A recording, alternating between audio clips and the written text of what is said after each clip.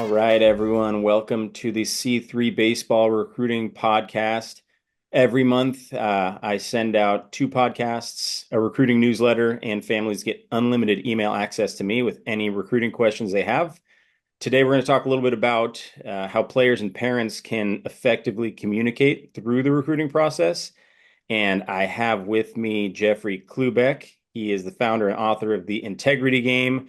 We obviously have a relationship prior to this, having worked with AJ, your son, on the recruiting side of Mhm. things. Jeff's an expert in organizational leadership. Obviously, he's been doing it for a little while, but I know you've written some books. You work with speakers, coaches, entrepreneurs. Do you want to dive a little bit into what the integrity game is all about? Yeah, thanks, Joey. First of all, it's great to be here. It's great to see you. I really love what you're doing, and thanks again and always for the help that you gave my son and my family. And it's just wonderful to build a relationship beyond just the transactional nature of what you did, but you're a part of our lives forever. So thank you for everything that you're doing. The integrity game, what at a high level, what we want to do with the integrity game is make accountability non-threatening.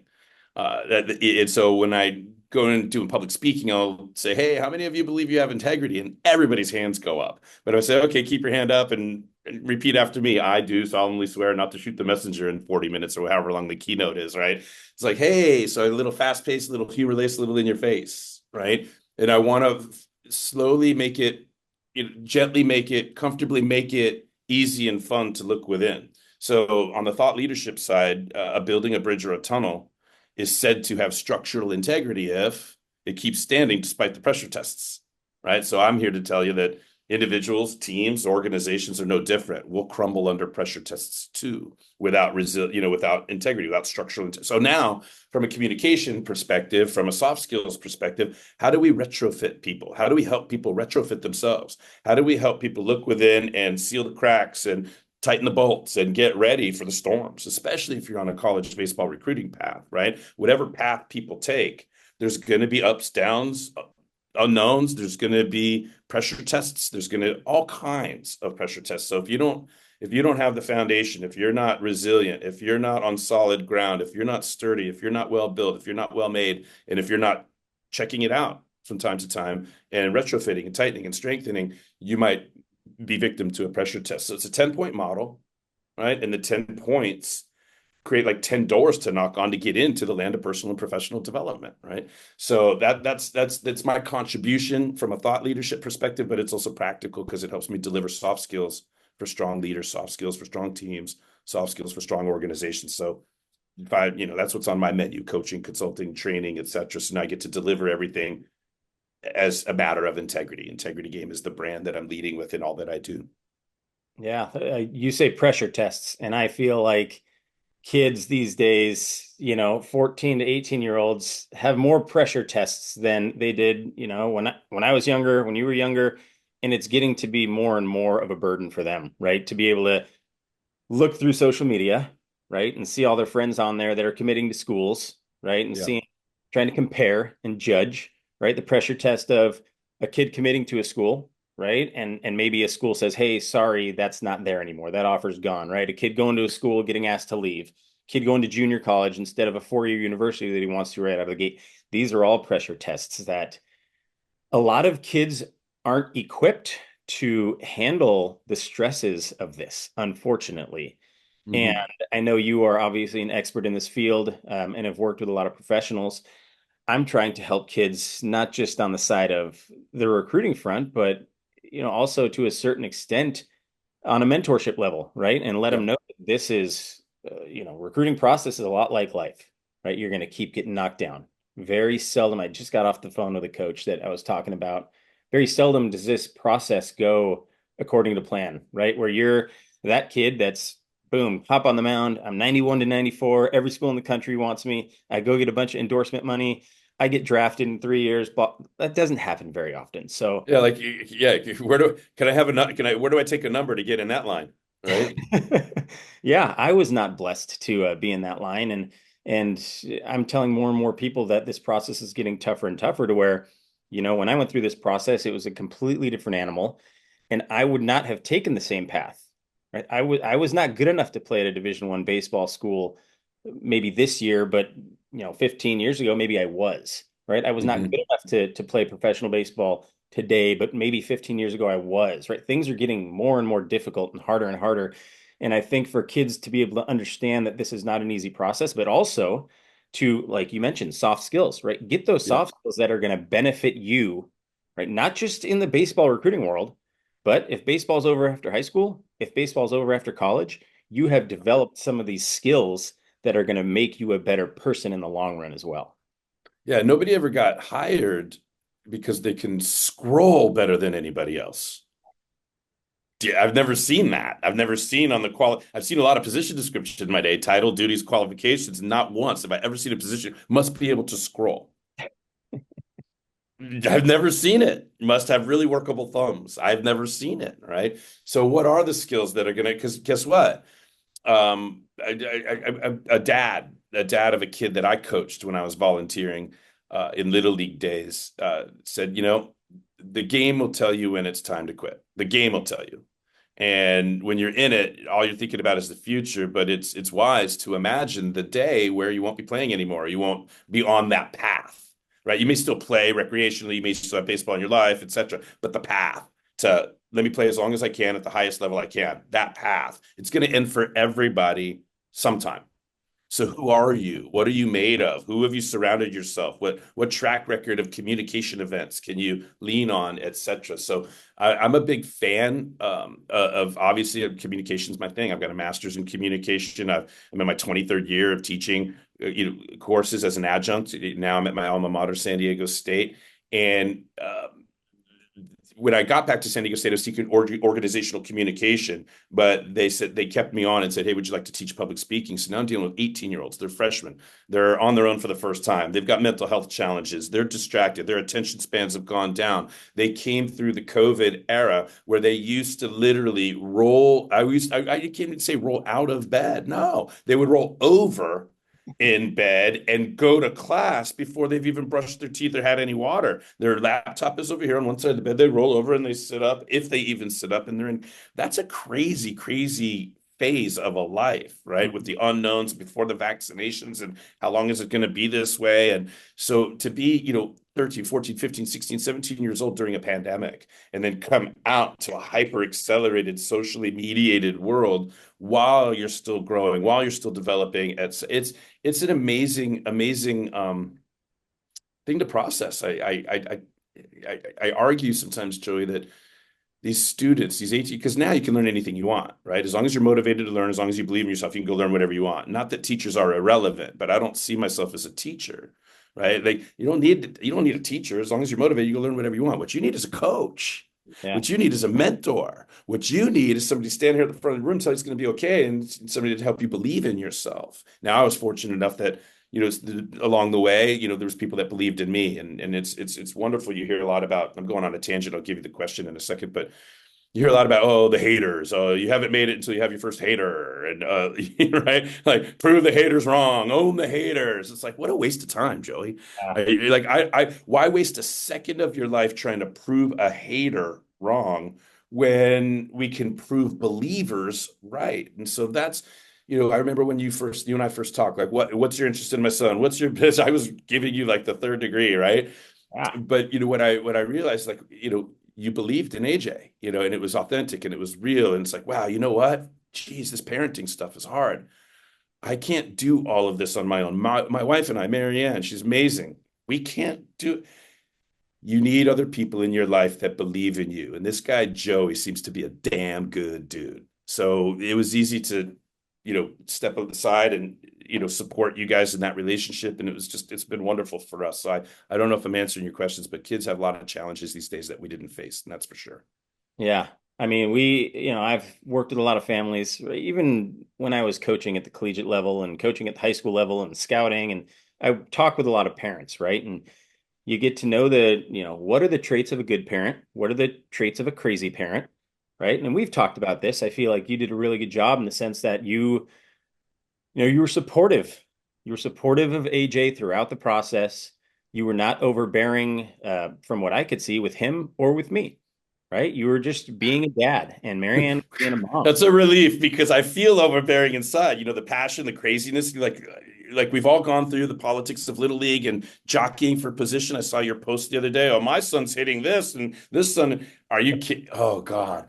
Like the kids are the easy part. It's the parents are the problem. But I didn't mean to cut you off, but keep going. I can't believe that I wasn't overbearing because other people have described me differently. But go ahead, keep going. Yeah, no, I wish that I could, and this is kind of what we're doing this for, right? We're trying to Yeah. educate, not just the coaches and the players, but also the parents on what this process is like. But if, Yeah. diving into some more questions, I mean, kids struggle, you mentioned, right? COVID, maybe some personal skills, some communication skills have not been developed over these last few years.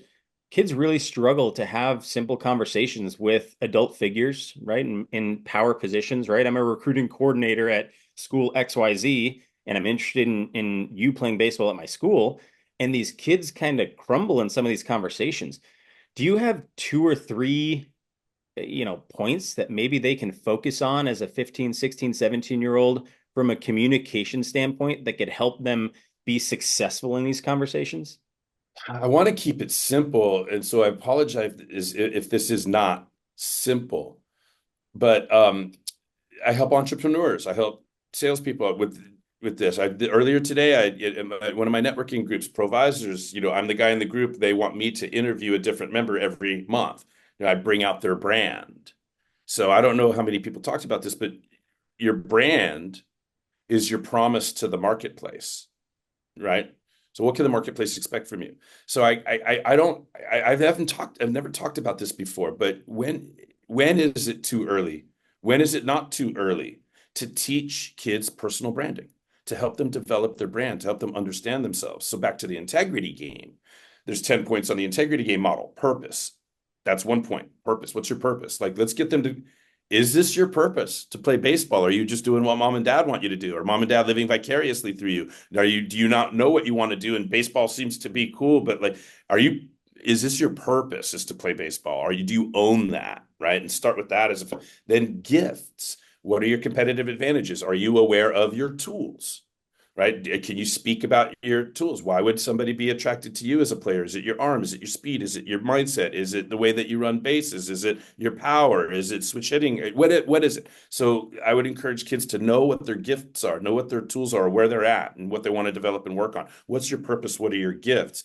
And then potential is the third point on the model. We organize that chronologically, but I don't know if people are talking to kids like, hey, kid, look out into your future as far as you could possibly see. Describe what you see. Oh, I'm in the big leagues and I'm this and I'm that. Okay, that's your vision. All right. So, what's the biggest thing you can achieve that would prove you're on your way? Getting a college scholarship. Okay, we're getting somewhere. Now, what are your annual objectives? What are the things you need to do in this year from your sophomore year to your junior year? Oh, I need to get bigger and I need to change my diet and I need to get the grades. Okay, cool. Those are your annual objectives, right? And then the fourth point on the integrity game model is goal setting, smart goals for quarterly, right? So I want to sit here and believe that the integrity game is something that anybody can play to retrofit themselves to be strong. But if you treat the 10 points on the model as questions and then you answer them, you've already gone through that process. You've listened to yourself think, you've got stuff out of your head onto paper. And now when a coach comes along, you're not going to be searching for answers.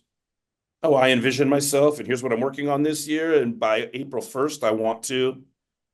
And these are some skills that have always been complimented on, and here are the ones that I want to develop. And so I think that you know, pre it's no different than keeping napkins in the glove box. Yeah, right. It's center console glove box. There's napkins all over my car. Right? Why? Because when the spider walks across the dashboard, I don't want to have to look for napkins. I want to know where they are, and I don't want to have to pull over and go find a napkin. I just want to keep my eyes on the road, grab the napkin, boom. So when coaches are talking to kids, we don't want them searching for answers and rolling their eyes or shutting down or looking away. We want the napkins in the glove box. We want answers on the ready. And that's one of the things that I would recommend. I really, the integrity game's kind of new. I came out with the book 2 years ago, but I have a vision that parents, coaches, and players are playing the integrity game to retrofit themselves in all of the situations that are waiting for you on your path, but especially those communication, right? You could talk about this more than I can, but you can't have your parents talking for you unless you don't want to get recruited, right? I mean, it's Yeah. kind of funny, but you got to Yeah. be able to speak for yourself. Well, that leads into the next question. Before I get there, though, I have read The Integrity Game, obviously, Mhm. twice. And for people that want to learn about it, where can they get it? Where can they buy the book? And it is a baseball, it's a book about baseball. It's awesome. If you're a baseball person, you're going to read this story, you're going to learn a lot, but it's also about baseball, which is super, super cool for me because I have trouble retaining information. But for some reason, when you put a baseball book in my hand, I am a wizard. I remember everything. Where can they get? Well, yeah, well, for it's the Integrity Game on Amazon.com. It's like $14 or something like that. But for your viewers, listeners, for your audience, if they send an email to jeff@theintegritygame.com, I can respond and give anybody a free PDF of the Integrity Game. And just a small point of clarity, it's set to baseball. It's a parable. Yeah, So I yeah. made up a story because like that's attention gating and it's easy to get out of our own way if we're following these characters along. And but it's like you've forgotten more about baseball than I've ever learned, Joey. So I have a hard time saying the book is about baseball. It's set to baseball, and that's because it's a passion project for me. There's more backstory there, but people can email me and get a free PDF, or if you've got the $14 to drop on Amazon, thank you in advance. Yeah. Well, moving on to the next question with you're in a cool situation because you have gone through the recruiting process with your son, and now Mhm. you are in the recruiting process again with your son. And Yeah. like we talked about before, we have the parents that, maybe they're overbearing, maybe they put too much pressure on their kid, and then you have the opposite side of the parents that just stand back and aren't very supportive. And then you got the ones that are in the middle, right? Where have you seen success in your relationship with your son throughout this recruiting process? It's where I mean I could pinpoint like chronologically. It's foundational. Um, and it goes back to something I said earlier. Like one of the most important things I could do for my son, whether it's baseball or dodgeball or classroom or wherever, is I need to make sure he knows I believe in him and that I trust him. And at some point, like gas pedal and clutch, it's tough. I think this is hard for parents because we do everything for them and we're so motivated to take care of them and protect them and put them in a position to succeed. But what got you here won't get you there. At some point, there you got to cut the umbilical. At some point, like you know what I mean. So it's when is he his own man? When does he make his own decisions? When? So I think it's tough because you're instinctually you're spring loaded and you've got the benefit of wisdom and you want so bad for your kids, but for some reason, um, you got to give them enough rope to hang themselves, and you got to believe that they can make good decisions as well. And it's not about avoiding mistakes; it's about the resilience that you have to respond to mistakes. And some mistakes you got to let them make, right? But in terms of timeline, there's a couple of pieces. But I remember when he first came to me, right? I didn't know how anything worked. He's like, "Hey, Dad, this guy reached out to me." Right? And it's like, Papa Bear, who's the guy? Where's going? Should he talk to me first? You're underage. You're less than 18 years old. What's it? All of the defense mechanisms, and then right. And I was like, all right, well, obviously, let me talk to him, right? And when I talked with you, I was like, oh my God, what a smart kid AJ is. He did his research on you. He did, and by the way, if we're talking about social media, I've got a social media story, maybe later in the interview, but it was, I don't know, hard to explain it, but it was just wonderful. I was like, wait a second. My son wants to play baseball. My son is managing himself. My son is doing research. My son is, I don't have to, I got to be there in a position of support. I can't be uninvolved and I can't be over involved. It's kind of like, how does, it's hard, but how does water react when a rock is thrown into, or baseball, when a baseball is thrown into it, right? Well, people say it splashes. Well, hang on a second. Does it under splash? Well, no. Does it over splash? No. The splash is perfectly proportional to the force and the mass of the baseball going in.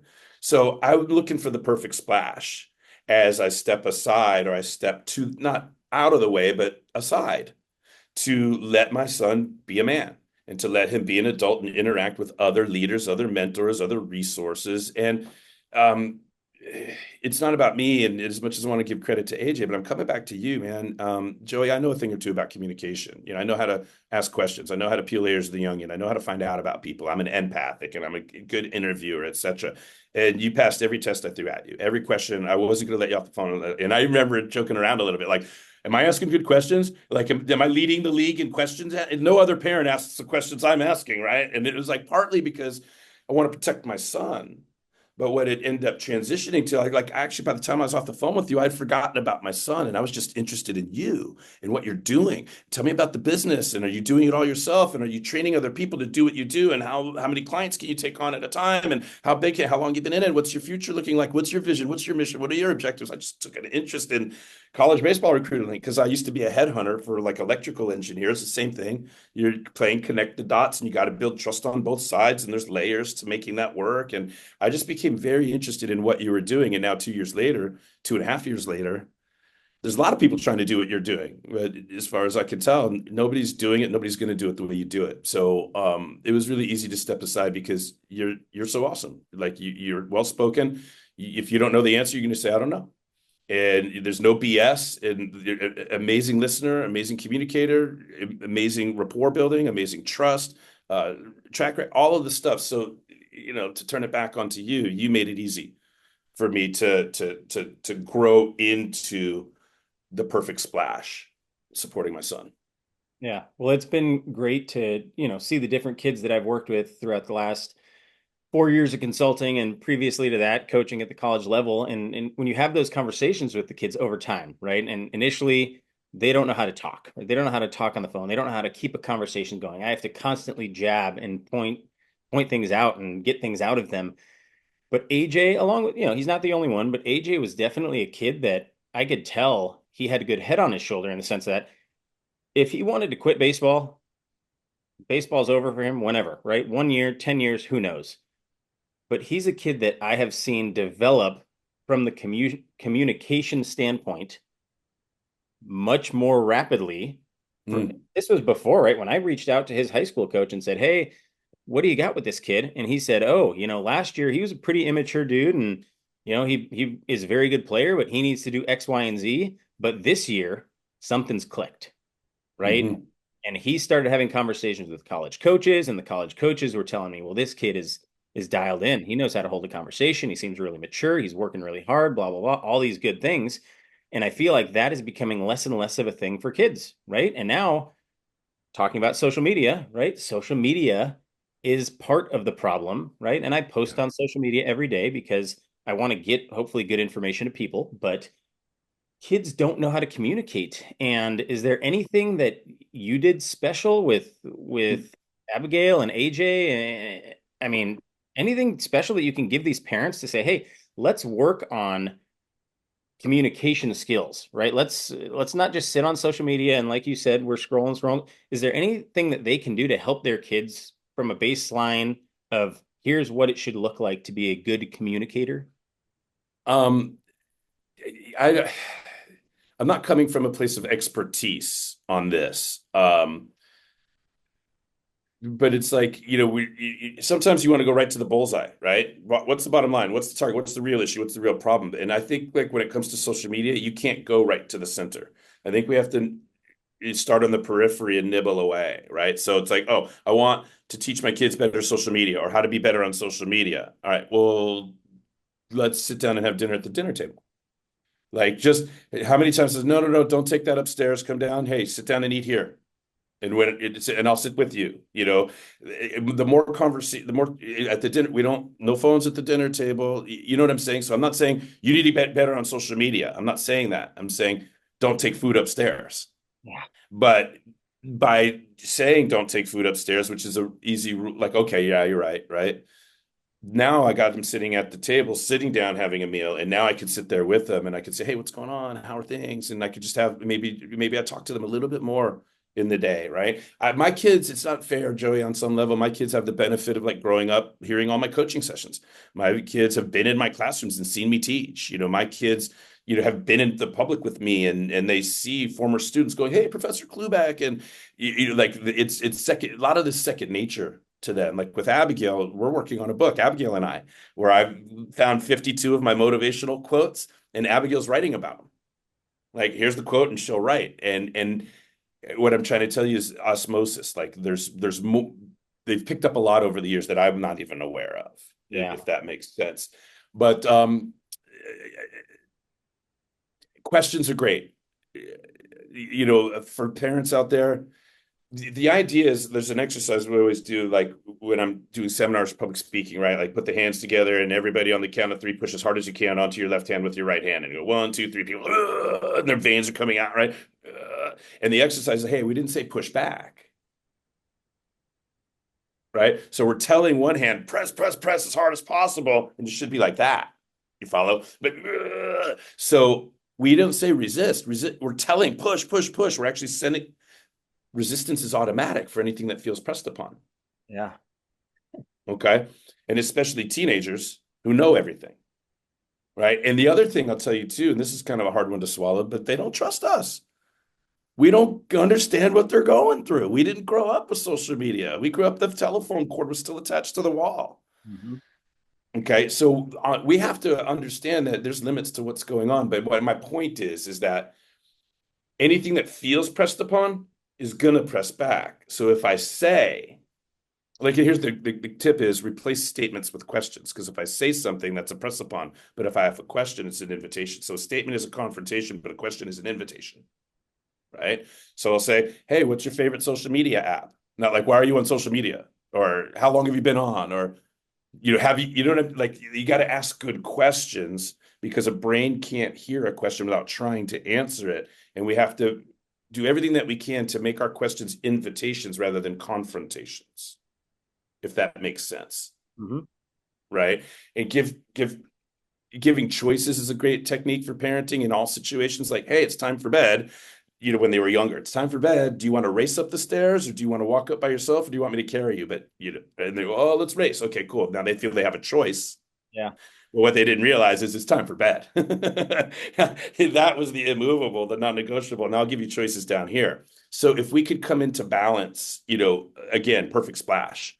What are the boundaries? What are the choices? How do I empower? How do I get this person to believe in themselves? With age, it's so funny too. When he's on his phone, I'm like, oh, he's on his phone. And I thought I would catch him.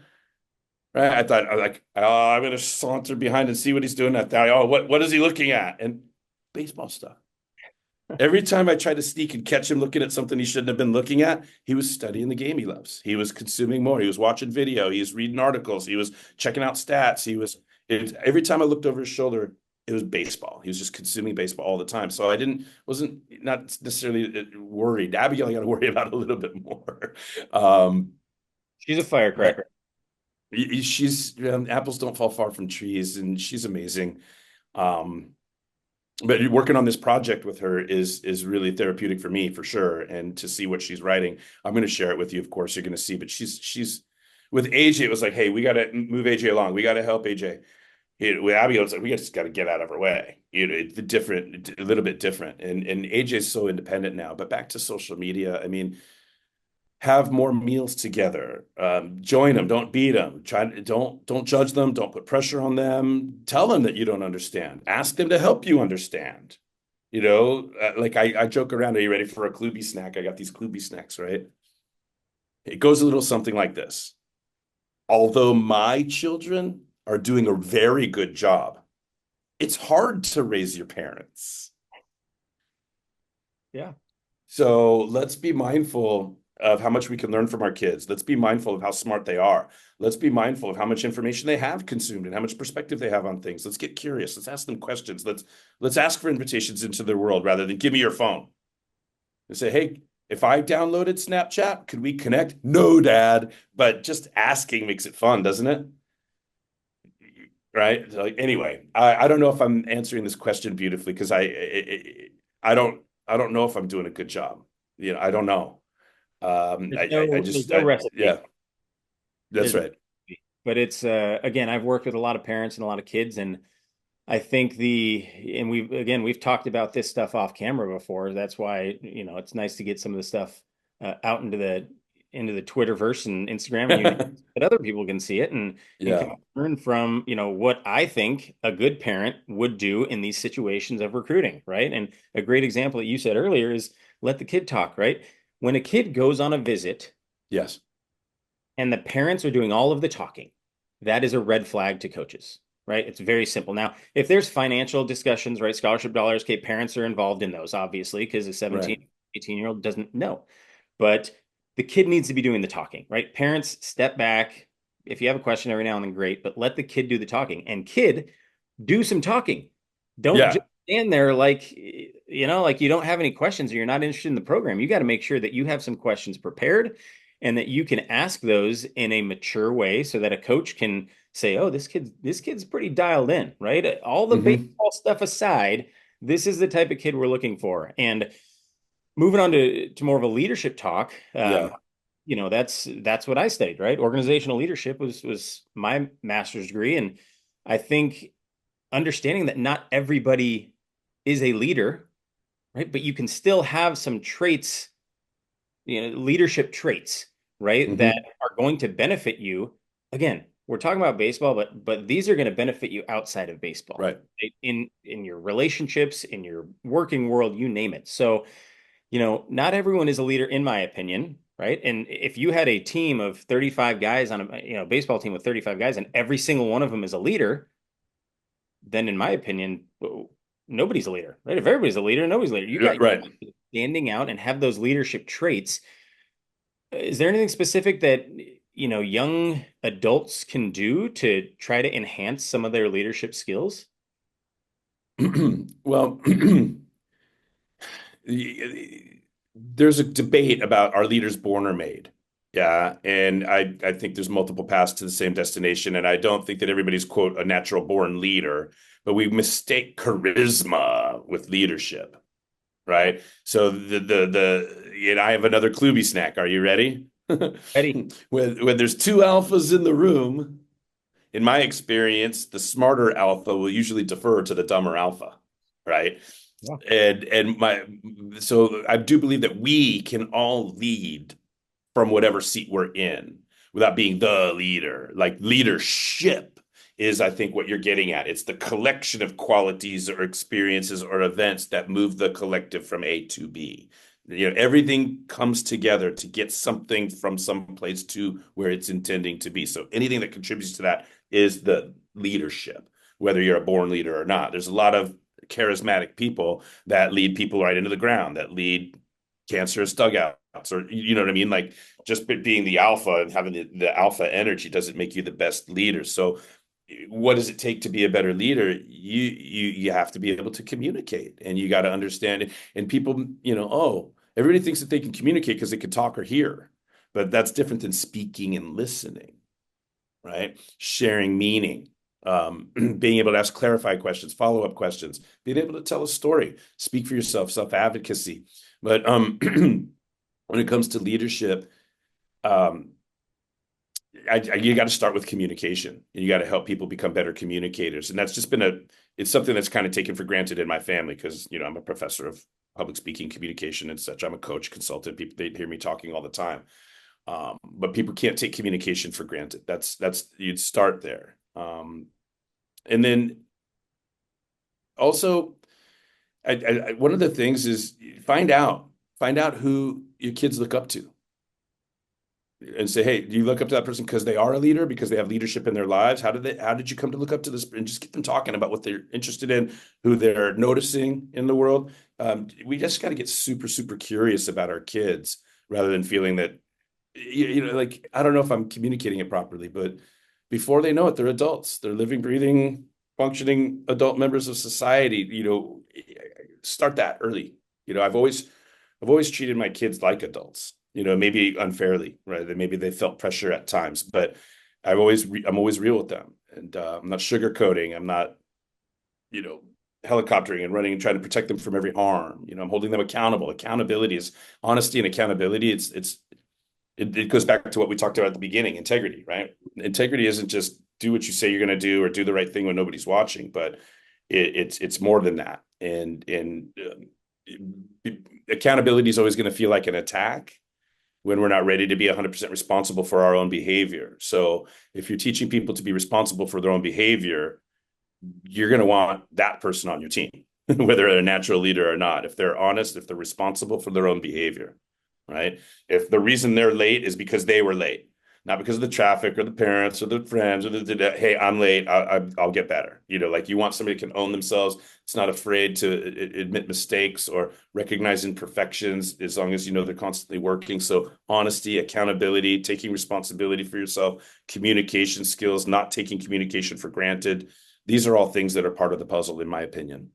Yeah, I think leadership is something that we see people in power positions, whether it be political figures, coaches, right? Big league coaches that, they do not take accountability. It's a sign of weakness today in our society, which is a huge problem for me because everybody screws up. Everybody makes mistakes. And I think that when we get to the point where it's just constant finger pointing, that but like you said, charisma maybe takes over. Past successes maybe takes over. That's going to be a problem for our kids. And I think going to the most basic level of leadership, you mentioned communication.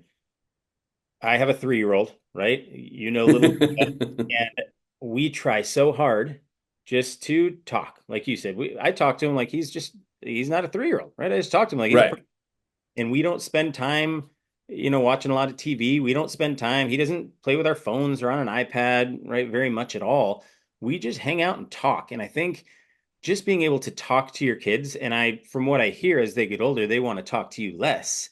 But nonetheless, when you're in that car, right? I remember Yeah. growing up after maybe a bad game, right? And my dad and my mom wouldn't badger me, right?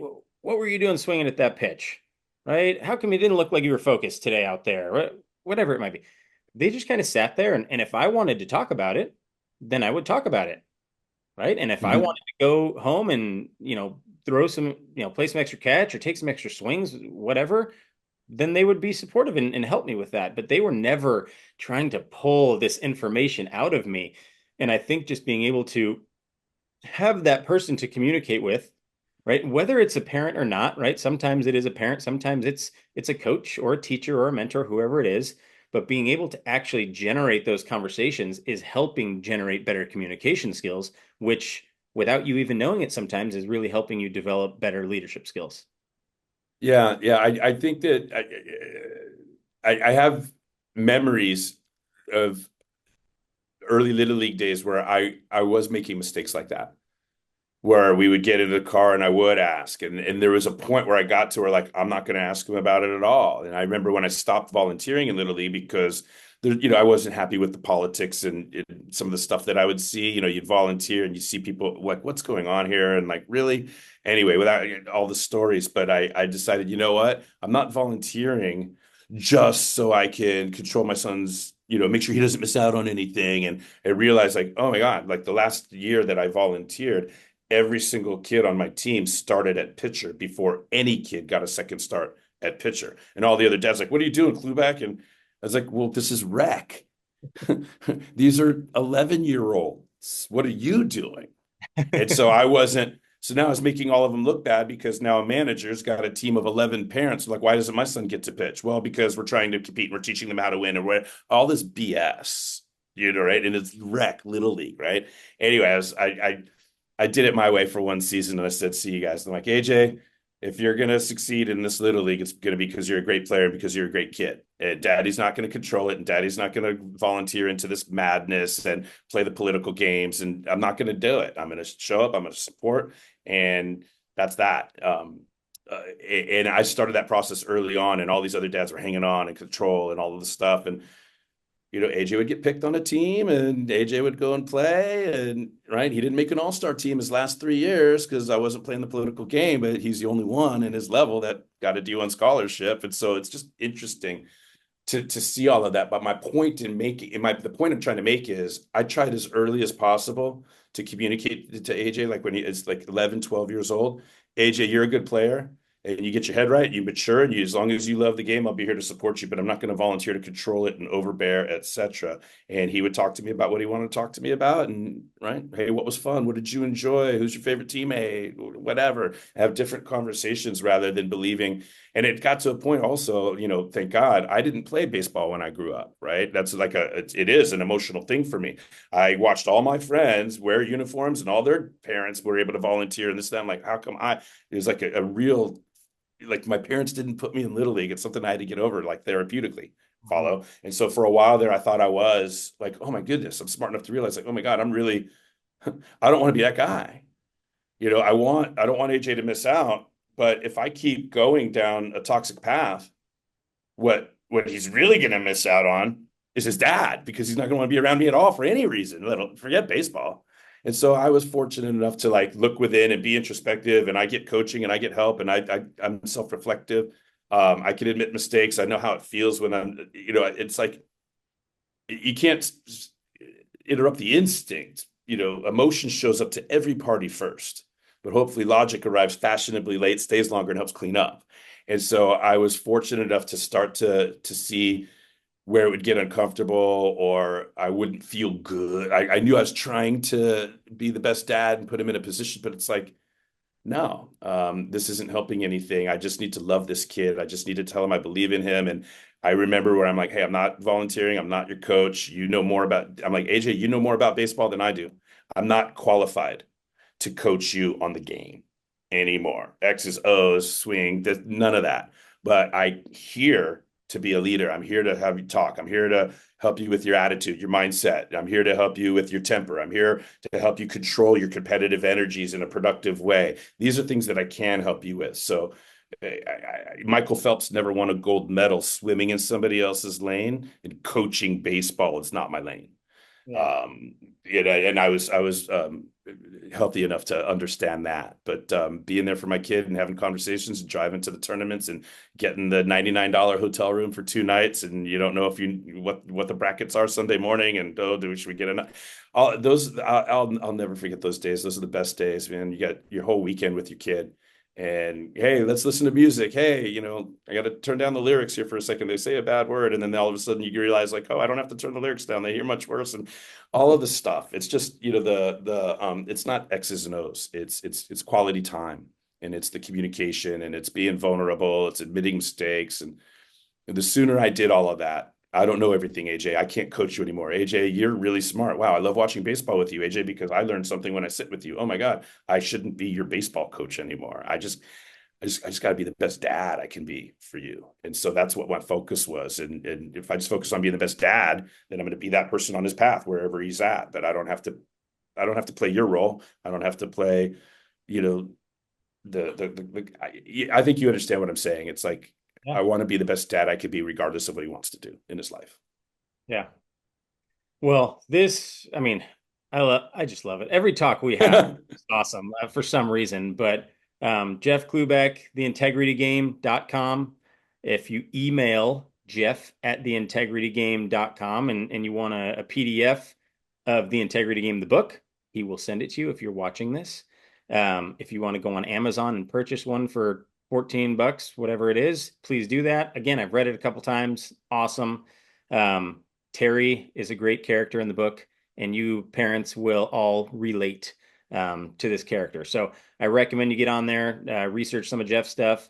And if you guys want to get in touch with Jeff for whatever reason, you can also reach out to me and I can get you guys in touch to talk baseball, Perfect. talk business, whatever. So, Jeff, I really appreciate you hopping on today. Yeah, Joey, thanks for having me. I really mean it when I say this. I love you. I love you very much. You're an important part of our family.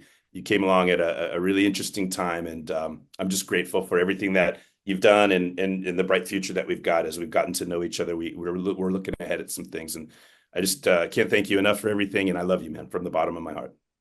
Love you, Jeff. Thanks for hopping on. I'm sure we'll talk again soon. All right.